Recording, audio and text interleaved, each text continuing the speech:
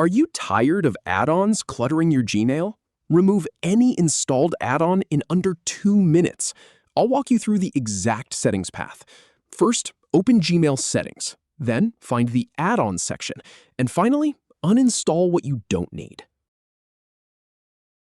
Start by navigating to your Gmail homepage. Click the gear icon at the top right to open Settings.